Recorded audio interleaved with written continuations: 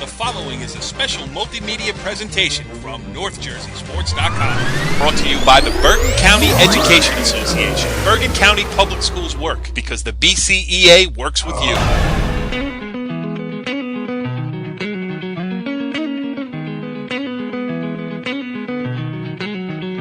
We are Talkin Baseball, NorthJerseySports.com's brand new multimedia series, talking all things North Jersey baseball. I am Corey Doviak, and because I made a promise to myself last year, the 2013 opening day version of baseball, when I covered a Ramapo-Paramus game played in 45-degree temperatures with biting winds, I made a promise never to cover a game again when the temperature is under 50. It was such today, so I thought this would be a great time to launch our brand new show. I am being joined by my partner, Richie Ballgame Barton. And Richie B, are you excited to talk some baseball? I am excited to talk some baseball. We got some esteemed guests going on over here. It should be good. Yes, this is the inaugural edition. So to play off the first theme here on the show, we're going to welcome in two guys who are in their first year as head baseball coaches, starting with Marc Houser of Demarest. I know he is a very close friend of yours, Richie B, going all the way back. Yeah, Marc Houser is like one of the first guys I ever, came across in the old Glen Ridge. The Ridge, as I like to call it. No, Houser, good guy, knows the stuff, which we'll talk about later on, I'm sure. Do I hate his guts? Yes, absolutely. Yeah. Can't stand the guy. But he is a good coach, and he's getting a shot at Demarest, and I'm sure I can only imagine how excited he is about it. Yeah, and you'll get the chance to claim your distaste for him publicly tonight. I look forward to that portion of the show. And the other guy, he is a first-year head baseball coach, but really he has been maybe on more NorthJerseySports.com multimedia presentations than any other guy across North Jersey. He is Scott Papetti, who is doing great things down at Ridgefield Park. Took over for Pete Kraljic pretty much right before the season started as they shuffled things up down there at Ridgefield Park. He's taken over. I covered him on Thursday. They beat Pascack Hills. And then today, as we tape this on Friday, they beat a good Lyndhurst team in Lyndhurst. So Scotty Papetti, 3-0, Richie B. Yeah, I mean, back-to-back wins over Hills and Lyndhurst. That's going to open some eyes. That's for sure. And they, they beat Hills pretty. I know it was a close game for most of the game, but you look at the final score, they beat them pretty handily. And to beat them handily, come from behind against Lyndhurst today, the Scarlets have got things going in the right direction. They're going to be an interesting team come county tournament time. Yeah, do you think the 3 wins, and we won't mention this later, but do you think the 3 baseball wins matches his win total as the head coach of the Paramus girls basketball team for the last 2 years? Oh, come on. That is just not right. That's a low blow, guy. Are you throwing a flag on me at this early? It's a brand new show. You got to work with me here. Listen. I gotta stick up for the guy. He's my boy. Yeah. All right. So before we get to the guests, let's just talk a little bit about North Jersey baseball overall. Obviously, St. Joe's is the defending champion in Bergen County.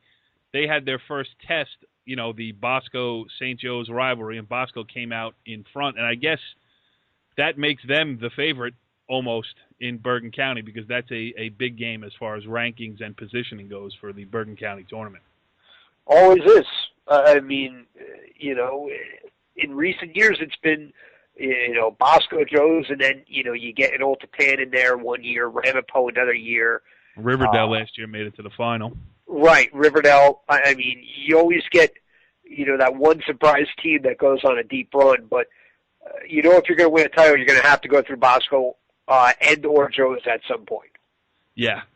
And, it's interesting, too. It's going to be interesting to watch. Frank Salvano is the all-time wins leader for baseball coaches in Bergen County. He passed that last year, and they are the defending champs. And they've had Division I players come through that program so many times in the past. You can't even name them all.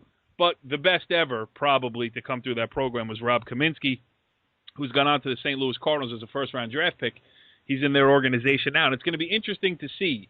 They have always been able to just, next man up year in, year out at St. Joe's. But, you lose a first-rounder, that leaves a hole. I don't care who you are.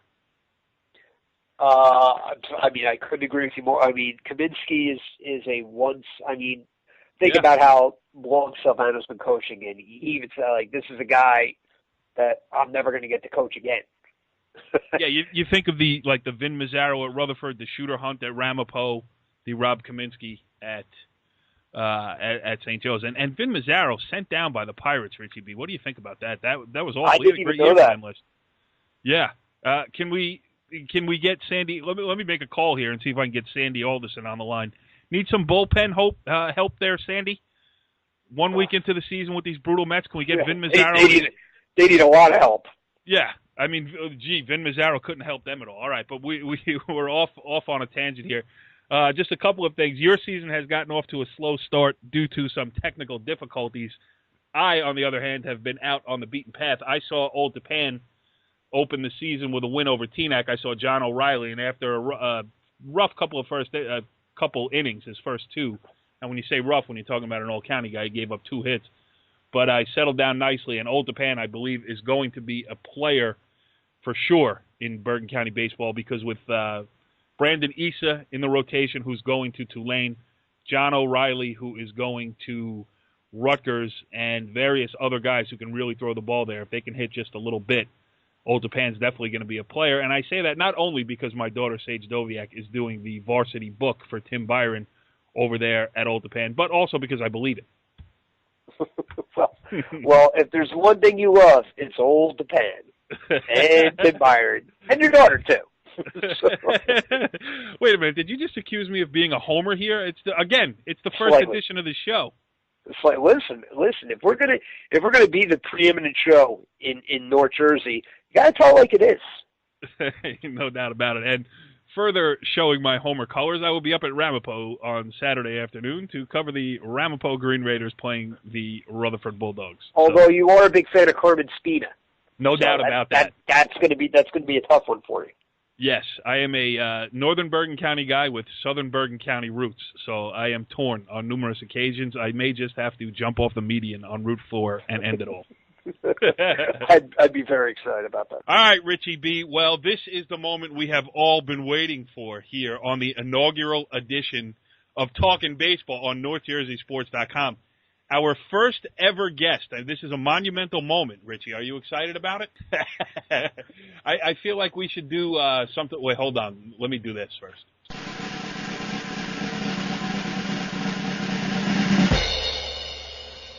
A drum roll as we welcome in Northern Valley Demarest head baseball coach Marc Houser. Coach, thanks for joining us here on Talkin Baseball. Thanks for having me. It's great to be on. Can you grasp the history of this moment that you are the first ever guest on Talkin Baseball? That was actually a big surprise. It's a very big surprise. A lot of surprises this year as a first-year head coach, but this is a nice opportunity to talk about our program a little bit and how our season's getting started. Yeah, absolutely. And it's, off to a 1-1 start this year in your first year as a head coach. Before we go into some of the other things surrounding that, getting your perspective on, your first week as the, being in the third base coaching box. Just talk a little bit about Demarest baseball. You guys are off to a 1-1 start. A lot of graduation losses from a very good team last year. How's it looking 1 week in here? Well, the foundation is set. Coach Giacchetti did such a great job, and I've gotten the opportunity to work with him and talk with him about the program. Keyword there being program that he's established. So I've been put in a very good situation with a very talented group of players who really understand the game of baseball. So it's a pretty easy transition. Again, we work together in the winter, Coach and I, and we have a lot of similar goals and things that we bring to the table when coaching. So this group is ready right now. I told them that in our first meeting, just talking with, the old coach, and the transition will be real quick. We're ready to go. It's a very hard-working group from day one, just meeting them and, in anticipation of the season, everything in the preseason right up to our first day of practice and right through today. The foundation is there, and just trying to implement some of my beliefs as a player and a coach that I've learned from some of the greatest coaches around, and just instill them in these players. And so far, it's definitely worked, and I can see every day after practice. And I keep telling them, and I don't tell them any lies. I tell them straight up. I said, this is a year where we can go. We can really make some noise. And we're excited. Yeah, all that being said, and it's definitely within the realm of possibility, you guys have a tough schedule simply based on the league schedule you're playing. I mean, some of the best teams in Bergen County are where you reside in the Big North. How about that aspect of it, really, where you're not going to get there's probably 0 easy games on your schedule. I know you beat Bergenfield to open the season, lost to Pascack Valley. You have to be ready from day one in this league. Yeah, I mean, that's what we want. The ability to compete in your league and then outside your league with a tough opponent tomorrow in Pope John, who's got a very nice ranking in the Star Ledger, I think around number 12 in the state of New Jersey. What's important is that we compete. And I always talk about playing in meaningful games. And down the road, if you want to win a meaningful game, you have to compete. You have to be prepared. And you have to have them prepared to play every day. At the end of practice today, we talked about we prepare for the same for every team. I don't care if it's a summer game, a spring game, if it's Pope John, or it's a league game, whatever it is. So our mental preparation, our physical preparation is always going to be the same. But our league in Bergen County itself, really gets you ready to compete when we get into the tournaments. When we get to compete for the conference title and the county tournament, one of the best tournaments around, and make a nice run in the state tournament. Yeah, you could. Well, the only first rookie mistake, and I'm sure you had nothing to do with it, was the fact that you're playing at Pope John on a Saturday morning in early April. I mean, it's going to be 1 degree, and it's going to take you 3 hours to get there. So, Coach, have a good time with that one. Richie B, I know you go back a long way with Marc Houser, so have at him. Yeah, I've known Mark since I was about 5 years old. His dad and my dad grew up together. I mean, we could go on for hours at this, but we're talking about the Norseman right now. Actually, you're pushing 50, aren't you? I feel like it. Jeez, I got bad knees. Thank God I got this face. Otherwise, I don't know where I'd be. Anyway, talk about some of the, you said you already had a couple of, surprises. Talk about, some of the surprises that you've had that you didn't foresee coming into the season as a first-year head coach, and B, talk about some of the kids that have surprised you and really come on early in the season.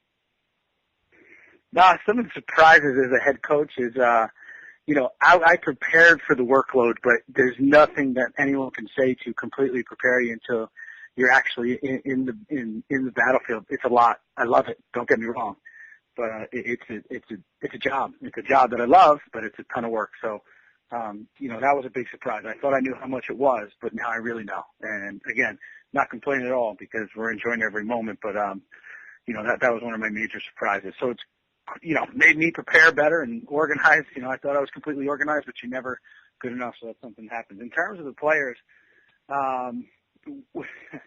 surprises, there's a lot of kids that have done real well last year. We got a junior shortstop by the name of Brian Kelly, who's one of the best around, as I was told, and he's proven. I got a senior pitcher by the name of George Gilly, who's going to Keene University, and he can either pitch or run around the outfield, possibly start for them at center field next year. And I talked to their coach and looking for him to play early in his career. I think he could pitch. The kid is a dynamite player. He had a great game the other day, let up 6 hits against Pascack Valley, holding them down. We caught a late loss, but he's been real nice. Our 4-hitter, Dom Fazio, is a big kid. He's going to play Rutgers Newark next year.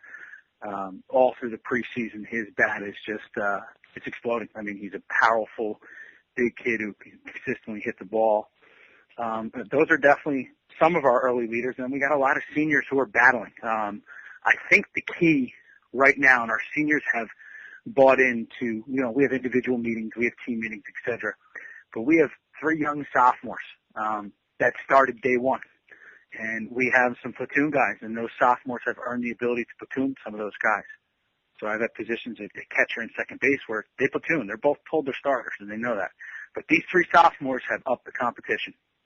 Because when they're on the field, now all of a sudden the older guys know, wow, we got some guys behind us that are pushing us. And we all know when there's competition in practice and within your own team, it only makes you stronger. So the surprises would be a kid like Jack Avalone, who's right now been starting at third base and or DH, batting in the 2-hole, and Andrew and Brandon Garcia, who are both twins, all sophomores, again, who very, very quiet kids off the field, but they work and they can play. And then there are some surprises. So that's been a real nice start for us. And then we got some juniors that are filtering in. We got a lot of different people that are, going to be in and out of the lineup until they establish themselves, until someone takes over. And that's what competition does. That's just going to make us better.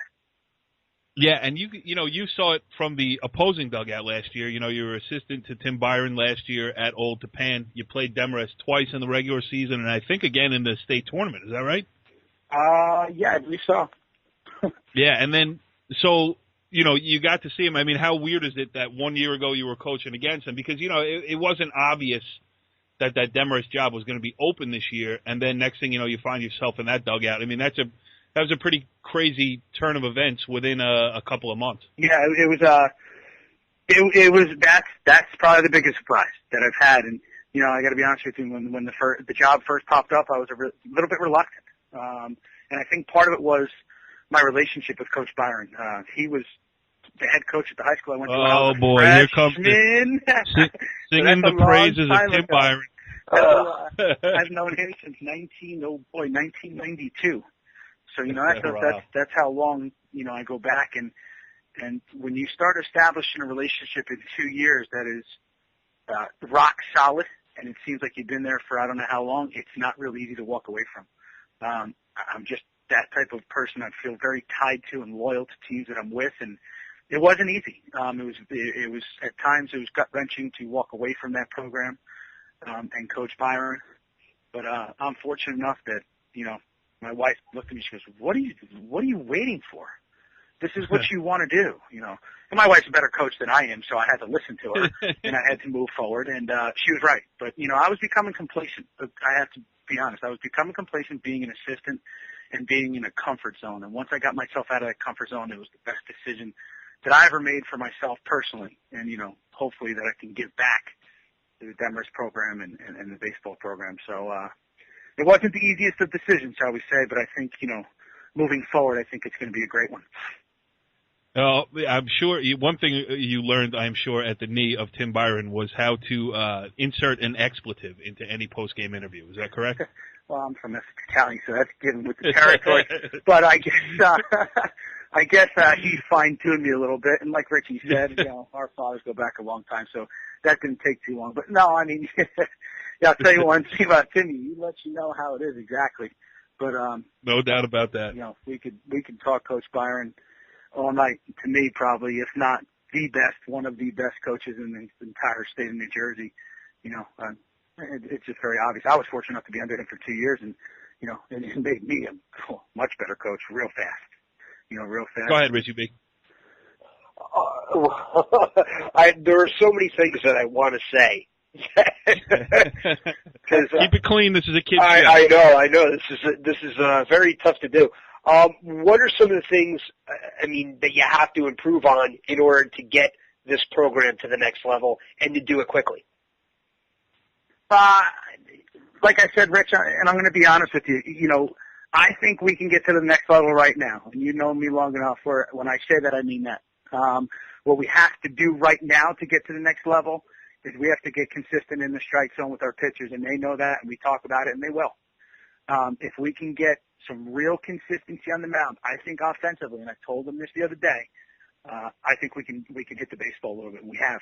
We've putting up 6 runs against a pretty good Pascack Valley team. We put up 8 against Bergenfield, just through BP and through live scrimmages against Morristown Beard in a scrimmage and Don Bosco and some other teams. We've shown the ability to handle the bats. The competition in the lower half of the order will make those guys come around and really, get us going. If we can get, again, emphasize, we can get consistency where these kids just believe in the fact of pounding the zone and throwing back-to-back strikes, trusting their off-speed stuff, and our defense has been rock solid so far, then I think we can really, take it to the next level. I think we got a real solid number one in George Gillies, who I think he can compete with anybody around. He's been working hard in the winter. Velocity-wise, I don't talk numbers. Other people have told me he's a mid-80s guy plus. All I know is his curveball's sharp, and when he throws the ball, it's got a little pop to it. So I don't know what the miles an hour are, but I know it's effective. There's a lot of guys, I think, around Bergen County that are competing for that ace of the county moniker. Last year, it was hands down Rob Kaminsky. He was a first-round draft pick of the Cardinals. But this year, I think, there's always going to be a drop-off when a first-rounder graduates, but I think that there's a lot of guys in Bergen County who feel like they can be the best pitcher in the county, and that's going to be an interesting thing to watch shape up as the year goes along here. Do you think? I definitely think so. I think there's a lot of arms out there that are, like always in Bergen County. I think you hit the nail on the head with the big, everyone was kind of chasing, everybody was chasing Kaminsky last year. You got the two kids up at Ramapo. You got O'Reilly at Old Japan. You got, Jordan Matthews at Teaneck. You're talking about your guy here. Even in the smaller school, you got Joey Fisco from Emerson. The list really does. It's an impressive list, and it goes pretty deep. Yeah, no, I agree. And I think what's good about that is, you got a few of the guys at the Pirocas. We faced a big lefty from Bosco. I forget his name off the top of my head. He's a good player. What I think that does is it leads to the fact that the county tournament's going to be very interesting this year. I think it's going to be interesting. I agree. I know what our goal is. Our goal is to get hot at the right time, and a lot of people. But we're talking about not luckily getting hot by pacing ourselves to get hot. That we always talk about pace every day. Our kids prepared in the off season from trainers. I've gotten emails from trainers, from other people who've trained some of my players. You were by far one of the hardest working groups we had. I've seen their work ethic. We talk about pace so much, even on game day. When you get us to infield, outfield, you'll see that we just start raising it up, to the point where we're breaking a little bit of a sweat to get us going. But our goal, and the kids are working on their own on Sundays, we're conditioning, is to be in shape. And we said this in our preseason meeting. We want to be in shape. And when it's 1-1 towards the end of the season, we want to win those games. Because like any program, if you can win one-run games, if you can win those games, you're going to be very successful. So we're trying to prepare ourselves when it gets to those crunch time, be able to compete in those situations.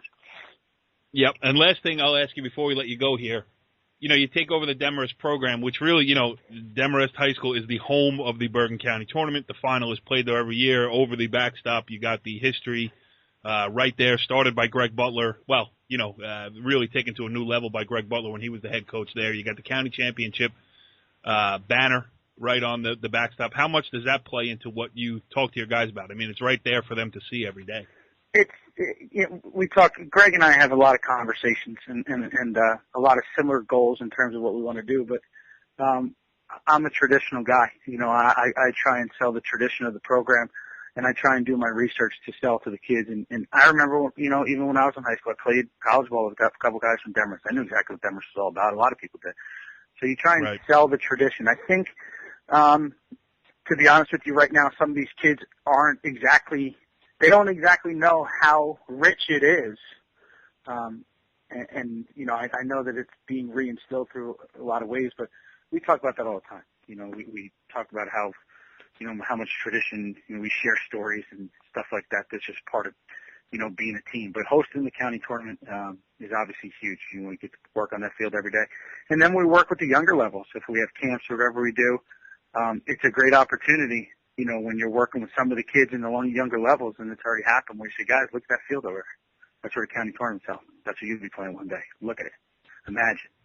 And then you can really spark some interest in the programs and, let them know this is what you get to come and play for and where you get to play at. Richie B., a self-professed man from Essex County selling the history of Demarest baseball. What do you think of that? Listen, I'll give Houser credit where credit's due. Houser, don't worry, it'll be very brief.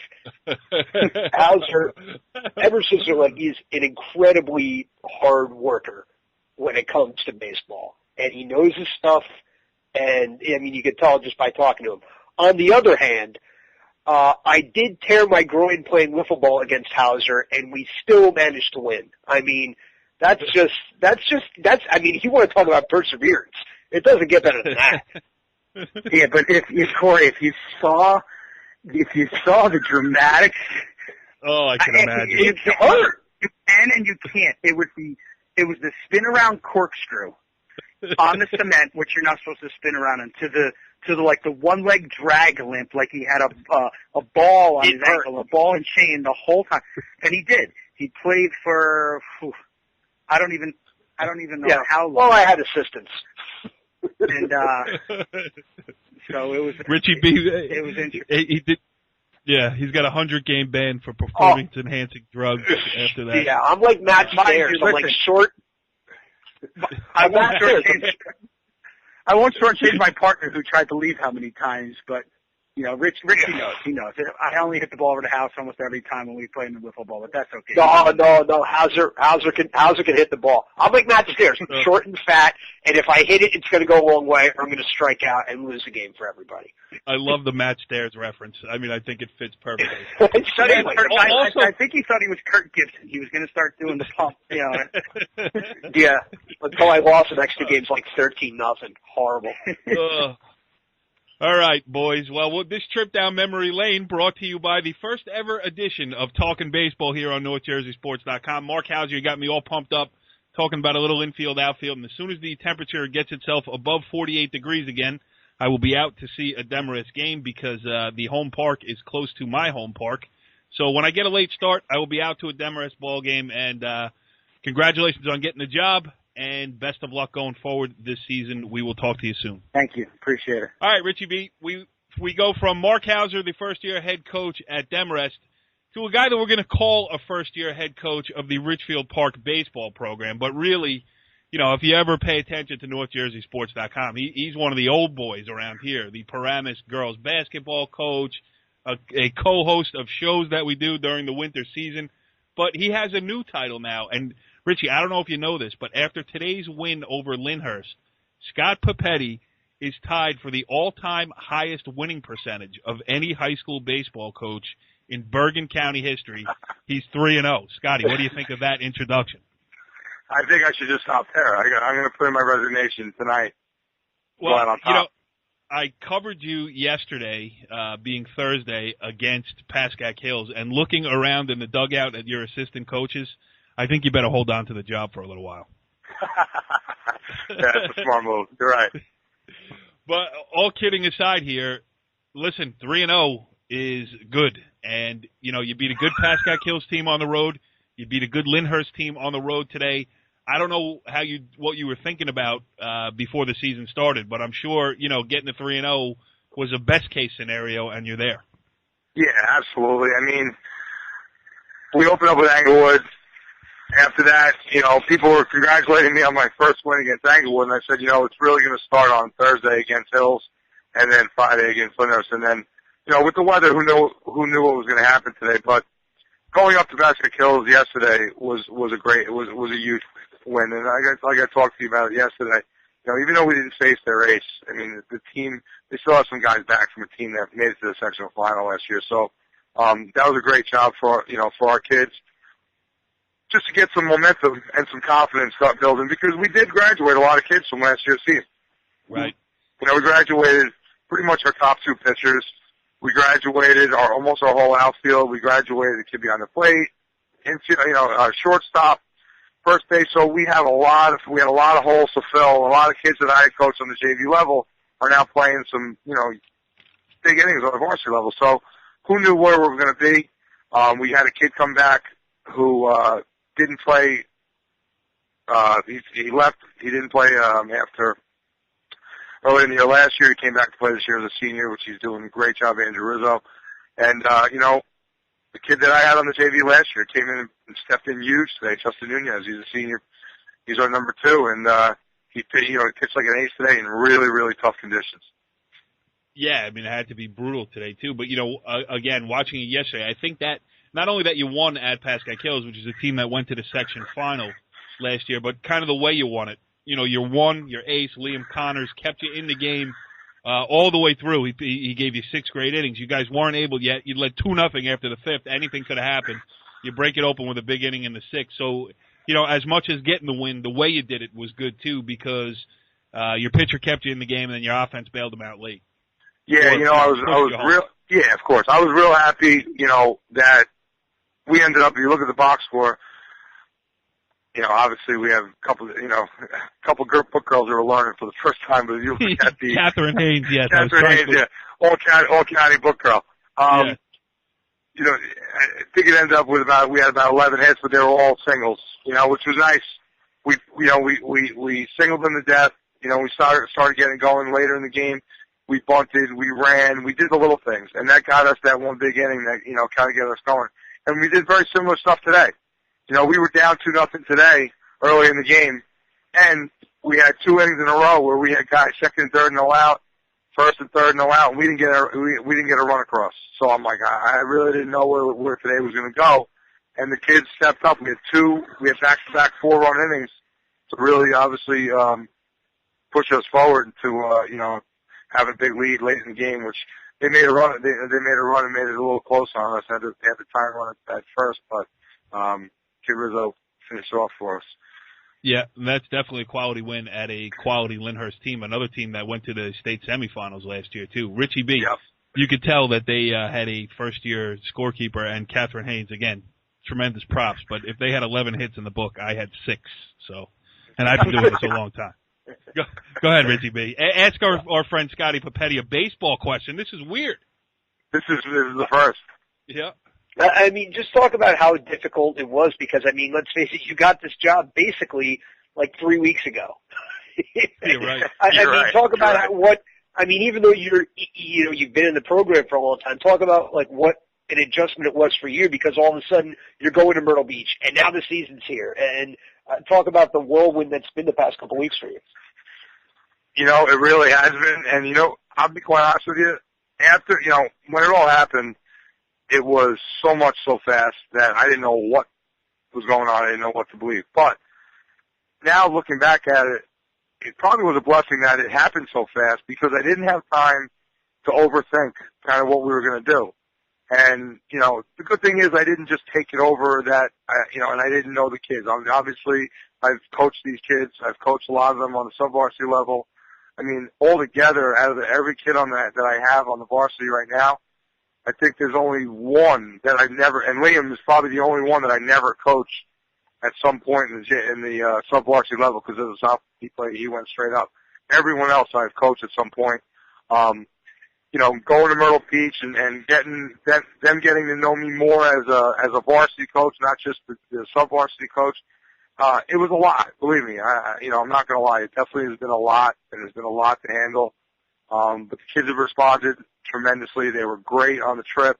We learned a lot about ourselves. We didn't really do that well, wins and loss wins wise. But I tell you, we played some tremendous competition. I think we saw some.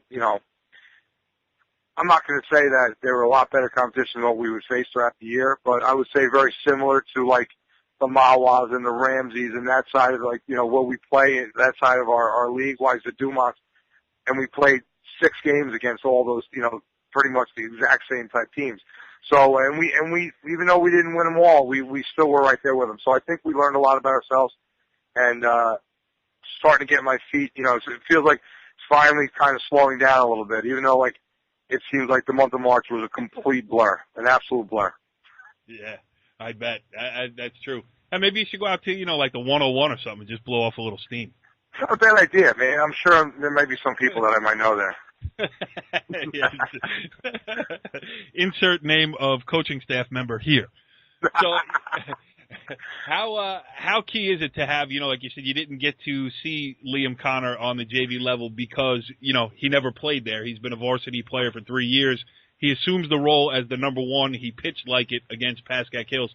How important is it, like a security blanket for a coach to know that you have the guy with the biggest games, you're going to line him up and he's going to pitch him?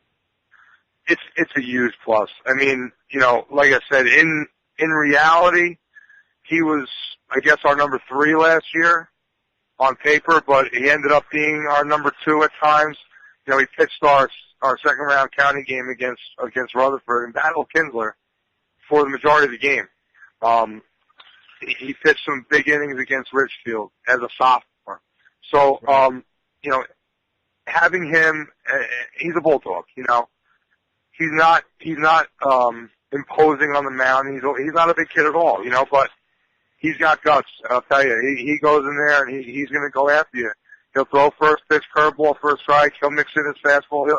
He'll go after you, and he's not going to throw the same pitch back to back, which keeps batters off balance, obviously. And knowing that I have him, and then as well as a kid like Justin Nunez, that I feel very confident in being, almost like he's the ace, and he's, it's 1 and 1A right now. Hopefully, moving forward for the rest of the season. But Liam definitely is a catalyst. He's taken such a great leadership role with the kids and being a captain of the team and really matured from last year to this year a tremendous amount. Go ahead, Richie B. Again, getting off to a 3-0 start, like we talked about earlier, to do that, it kind of shows the guys like, hey, this is what we can be. I mean, are you surprised that you've been so successful so early? Not surprised. I'm not surprised at the outcomes. I'm surprised in the way that we've done it. I really, both games against Hills and Lyndhurst yesterday and today, I really thought were going to be low-scoring 1 or 2 run games because our pitching has been very, very good all preseason, and our offense hasn't really been there. So, and that's how yesterday's game started. It's a 1-0, 2-0, and then all of a sudden we open it up for 5 runs. And then today we're down 2-0. Then we score 1. It's 2-1. And then next thing you know, we put a 5 spot on the board, or a 4 spot on the board. Sorry. And then we put another 4 spot on the board. And we hadn't done that all preseason. So the fact that we're doing it that way, that's surprising to me. It's obviously we spent so much time in the off season or in the preseason on working on putting the ball in play, cutting down the strikeouts, really, cutting down the swings and stuff. And early, even when we were in Myrtle Beach, it really wasn't. They weren't executing. It wasn't translating. It was starting to frustrate me. But now it's starting to translate into positive results. I don't remember off the top of my head today how many strikeouts we had. We only had 2 yesterday, which was a great job because in years past, our kids are usually taking swings or jumping out of their shoes to swing, and they're really not making adjustments. Now it seems like they're making more adjustments, and they're understanding why you need to make an adjustment. Last one for you before we let you go. Pete Kraujic did a great job getting the Ridgefield Park program back to where, 2 years ago you upset St. Joe's in the county tournament, beat Kaminsky, who's now pitching in the, St. Louis Cardinals farm system. Last year you got a first-round win, which for a Group 2 school playing in this county tournament is real good. How about just trying to continue that? You talk to the kids about trying to make it 3 years in a row and make your mark in the county tournament? Yeah, I think that they are, kind of to the point now where it's, and I think it's where like what Chris Gaskin did with the basketball program when he first started being successful. And, you don't want to be that class that doesn't continue passing the baton. So, I think they're real, the fact that we won the league last year, the fact that, like you said, what Pete started, getting some more confidence, going to the counties and winning county games, winning a state game, things that we hadn't done for forever since I've been here. And, now it's to the point where I think they really are, even, like I said, on paper, people will be like, who are some of these kids that are playing, but they're taking ownership to the fact that they don't want to be the one team to stop this run, which is a great thing. Yeah, success begets success, absolutely. Absolutely.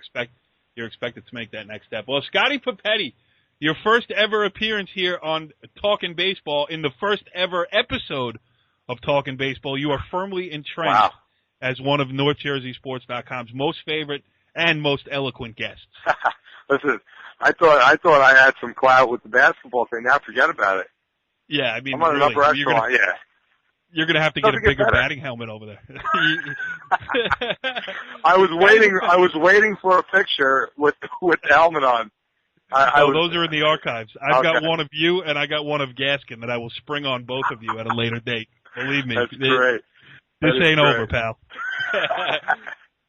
Scotty P, best of luck with continued success over there at Ridgefield Park. And, anybody who follows NorthJerseySports.com knows that Scott Papetti will be on a multimedia series before too long. So we won't even give the public a chance to miss you.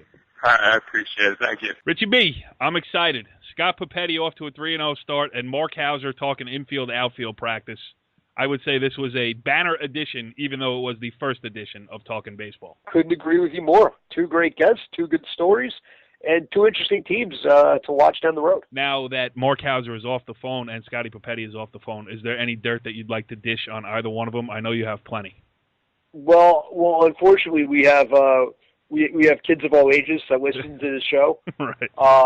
But if you ever catch me out somewhere and you'd like some dirt, by all means, I will have no qualms about ripping either of those guys to shreds. All right, well, we will be back on the baseball trail this weekend and again next week. We're going to probably set aside Friday as the night that we do this show because it will give us a chance to set up weekend action, and that will come in handy as the county tournament and state tournament rolls around later in the season. Hopefully Richie B will be back up and running by then. You think there's any chance of that, pal? I think it's a possibility. And also, I would like to make one last parting shot on the show here tonight. Please check out the front page of NorthJerseySports.com, which I'm sure you already have, which linked you to this show. And please send in your comments. Hit us on Twitter at NJSCom and tell us what you think of our model/logo for this brand new show. I'm sure the guy who's depicted in it is going to be nothing but happy. And Richie B, I know you haven't seen it yet. Are you excited about it?